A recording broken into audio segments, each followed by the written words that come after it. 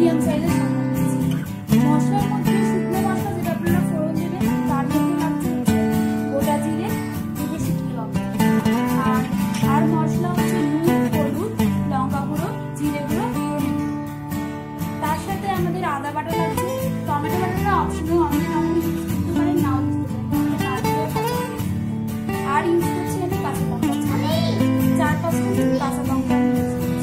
তাহলে আর আমাদের রান্না করতে লাগবে সর্ষের তেল।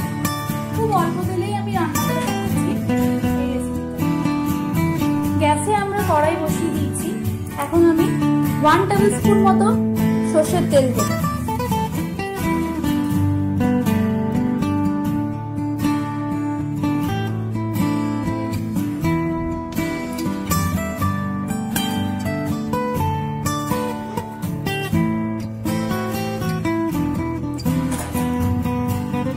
তেলটা গরম হতে থাকুক। আমি ইতিমধ্যে চিংড়ি মাছটাকে ভালো করে ধুয়ে কেটে রেখেছি।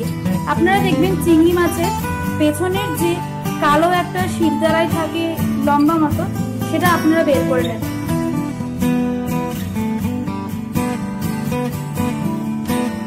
চিংড়ি মাছটাকে আমরা নুন হলুদ মাখিয়ে ভেজে নেব। আগে হালকা করে ভাজবেন, খুব ভাজবেন না, বেশি ভাজতে গেলে চিংড়ি মাছ ছিবড়ার মতো লাগে।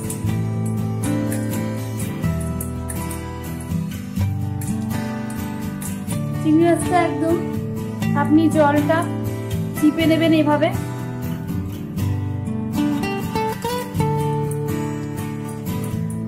তারপর ছাড়বেন।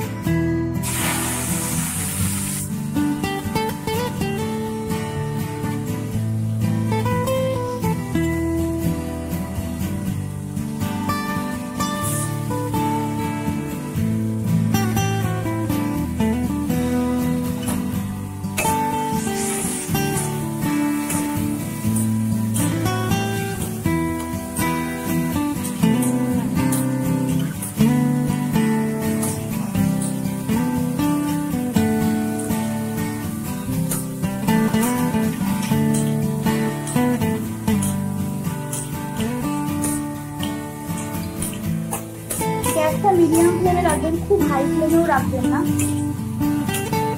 চিংড়ি মাছ থেকে দেখবেন জল বেরোচ্ছে।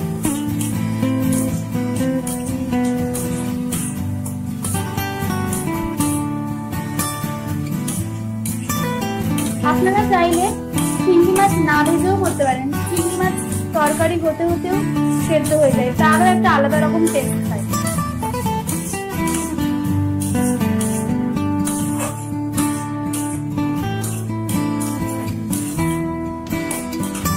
এবার আমি ফ্লেমটা একটু জোরে করবো, দিয়ে চিংড়ি মাছটা ভাজবো।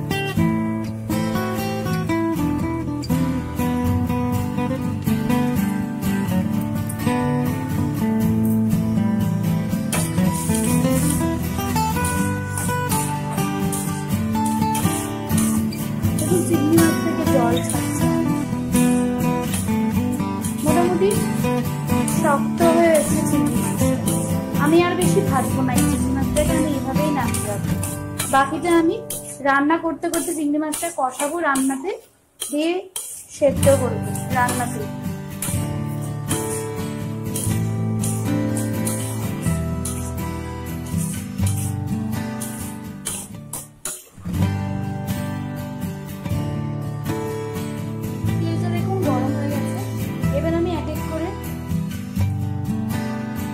গোটা জিরে,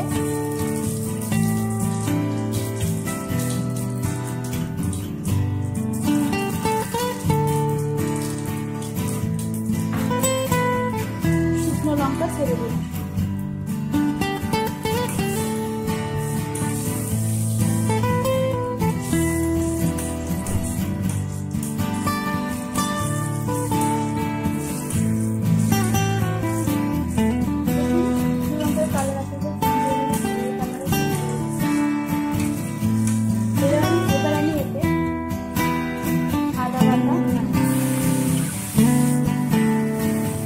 আদাটা খুব পিস্তাবে বলে আপনারা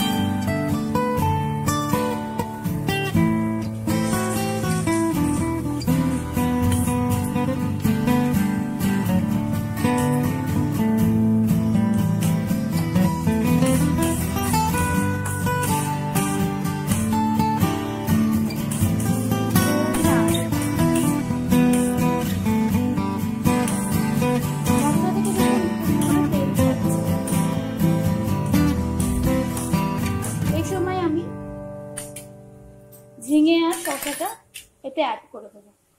আগে আপনারা শসাটা অ্যাড করবেন। ঝিঙে থেকে যেহেতু জল বেরোয়, ঝিঙেটা আমরা একটু পরে অ্যাড করব।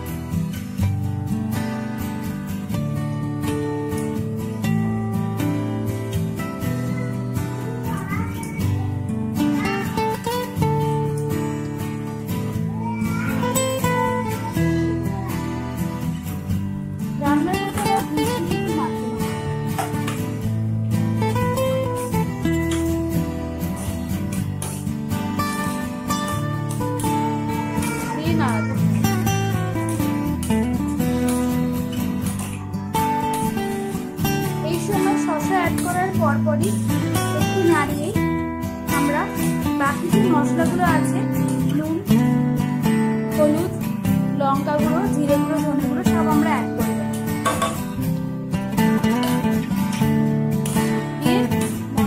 দেখুন খুব সুন্দর কালার আর ঝিঙে থেকে জল ছাড়তেও শুরু করছে। এভাবে আপনারা মশলা ভালো করে কষাবে, ততক্ষণ নাড়িয়ে দেবেন। এতে আমরা আলাদা কোনো জল আমাদের ব্যবহার করতে হবে না, কোনো গরম জল না ব্যবহার করতে হবে না, কারণ জল সেই জল দিয়েই রান্নাটা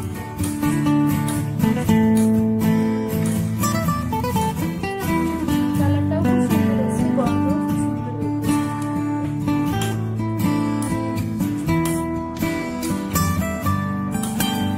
শসা খাওয়া খুব ভালো, শসা পেট ঠান্ডা করে।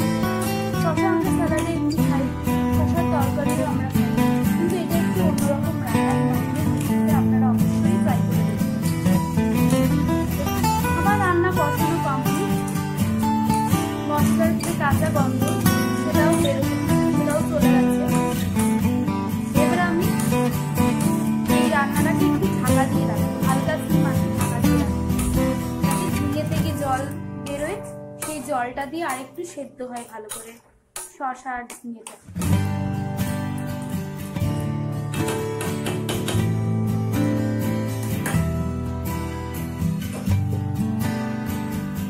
মোটামুটি আপনারা 5-10 মিনিট 7 মিনিট হয়ে গেছে। আমি এবার ঢাকা খুলে দেখবো রান্না মোটামুটি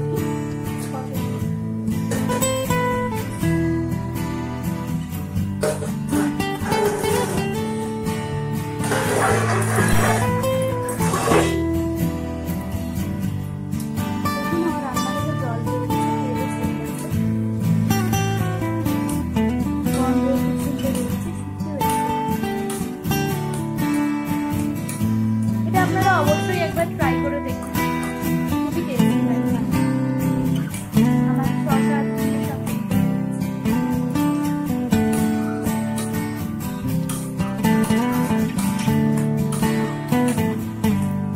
আমার রান্না কমপ্লিট। আপনারা চাইলে এটাকে আরো সুস্বাদু বানানোর জন্য আপনারা গরম মশলা ইউজ করতে পারেন। গরম মশলা নামানোর আগে দিয়ে ঢাকা দিয়ে রাখতে পারি। আমার এই মুহূর্তে গরম মশলাটা নেই, তাই জন্য আমি করছি না। গরম মশলা ছাড়াও খুব একটা খারাপ হয় না।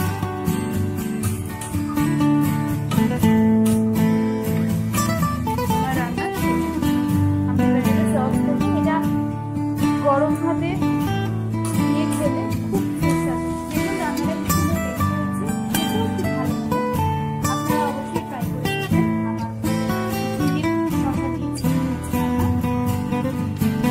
এই রান্নাটা যদি আপনাদের ভালো লাগে তাহলে অবশ্যই আপনারা লাইক, কমেন্ট আর শেয়ার করবেন, আর আমার চ্যানেলটা সাবস্ক্রাইব করে রাখবেন, যাতে আমি নিত্য বন্ধুরা আমার রান্না কমপ্লিট। এই রেসিপিটা যদি আপনাদের ভালো লেগে থাকে তাহলে অবশ্যই লাইক, কমেন্ট, শেয়ার করতে ভুলবেন না, আর আমার চ্যানেল সাবস্ক্রাইব করবেন। নিত্য নতুন রেসিপির আপডেট আপনারা পেতে থাকবেন যদি সাবস্ক্রাইব করেন, বেল বাটনটা প্রেস করে দেন। তাহলে